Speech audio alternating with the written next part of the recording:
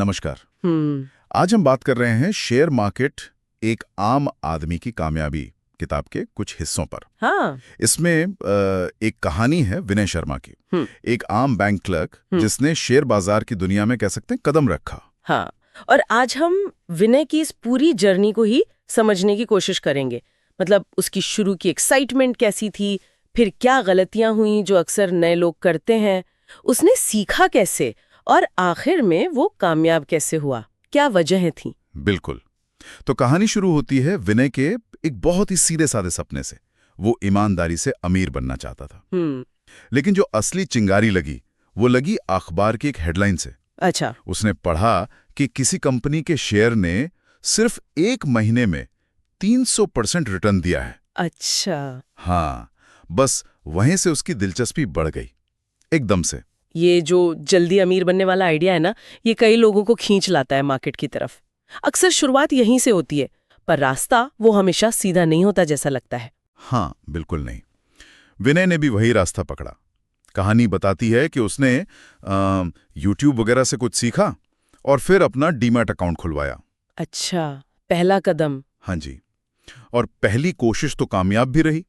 कोई ABC textiles नाम की कंपनी थी, उसमें पैसे लगाए और सिर्फ 3 दिन में 10% का मुनाफा। अब जाहिर है उसका जोश तो बढ़ना ही था। और यहीं अक्सर लोग थोड़ा बहक जाते हैं। पहली जीत मिलती है तो लगता है अरे वाह, ये तो बड़ा आसान है, किस्मत भी साथ दे रही है शायद। एकदम। और इसी जोश में विनय से एक बड़ी गलती हो गई। जैसा इन हिस्सा में लिखा है, उसे कहीं से कोई टिप मिली, किसी टिप्स ग्रुप से। ये टिप्स वाले ग्रुप्स। हाँ, और उसने अपनी सारी जमा पूंजी जो भी थी एक XYZ इंफ्रा नाम की कंपनी में लगा दी। और नतीजा क्या हुआ? सिर्फ 1 हफ्ते के अंदर 60% का नुकसान, सीधा 60%। ओ, ये तो बहुत बड़ा झटका रहा होगा। जाहिर है एक बड़ा झटका था, लेकिन शायद ये जरूरी भी था। विनय के लिए एक टर्निंग पॉइंट बना, एक अहम सबक। उसे समझ आ गया कि भाई सिर्फ टिप्स के भरोसे अंदाजे से पैसा लगाना तो जुआ है। सही बात है। और किताब के ये हिस्से बताते हैं कि उसने फिर तय किया कि अब बिना सीखे बिना समझे 1 पैसा नहीं लगाना। और फिर उसने सीखना शुरू किया सीरियसली। इसमें बताया गया है कि उसने the intelligent investor, rich dad poor dad, think and grow rich जैसी जो मशहूर किताबें हैं निवेश पर, वो सब पढ़ी। क्लासिक्स हैं ये तो। हाँ, और सिर्फ पढ़ाई नहीं, उसने बाकायदा 6 महीने लगाकर फंडामेंटल एनालिसिस की बारीकियां सीखी। फंडामेंटल एनालिसिस यानी कंपनी की जड़ तक जाना, उसकी असली सेहत कैसी है, कमाई कैसी है, कर्ज कितना है, आगे क्या प्लान है, ये सब समझना। ये टिप्स फॉलो करने से बिल्कुल अलग है, ये तो नींव बनाने जैसा है। एकदम। तो साफ है कि अब वो ज्ञान को अहमियत दे रहा था। हाँ, बिल्कुल। और इस ज्ञान ने ना विनय का पूरा नजरिया ही बदल दिया।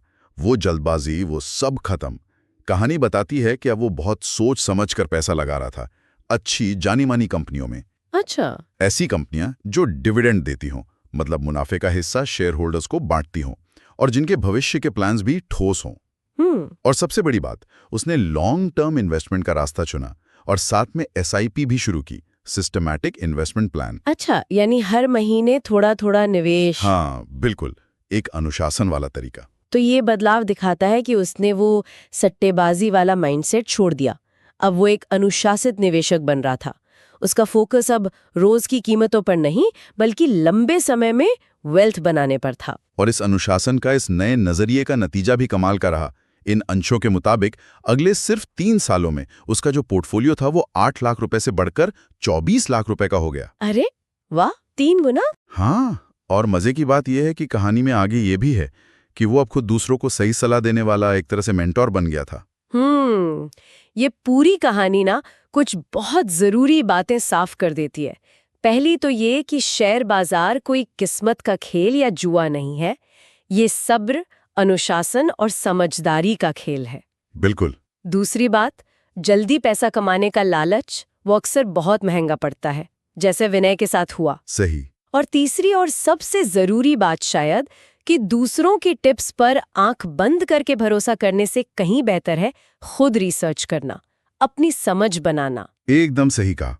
विनय का ये सफर यही दिखाता है कि अगर सही जानकारी हो, सीखने की इच्छा हो और एक ठीक-ठाक रणनीति हो, तो कोई भी आम इंसान शेयर बाजार में सफल हो सकता है। हाँ, ये लगातार सीखते रहने और धैर्य रखने की जो ताकत है ना, उसका एक बेहतरीन उदाहरण है। को शेयर मार्केट एक आम आदमी की कामयाबी के इन हिस्सों का सार यही निकलता है कि भाई शेयर बाजार में सफलता के लिए शॉर्टकट या रातों रात अमीर बनने के सपने देखने के बजाय ज्ञान, धैर्य और एक अनुशासित सोची समझी रणनीति अपनाना ही सबसे जरूरी है। और हाँ, अंत में एक और दिलचस्प बात जो स्रोत में बताई गई है वो ये कि इतनी अच्छी कमाई होने के बाद, फाइनेंशियली स्टेबल होने के बाद भी विनय ने अपनी बैंक की नौकरी नहीं छोड़ी। अच्छा। हाँ, वो नौकरी अब उसकी मजबूरी नहीं थी, लेकिन शायद उसकी आदत बन गई थी या उसकी पहचान का हिस्सा।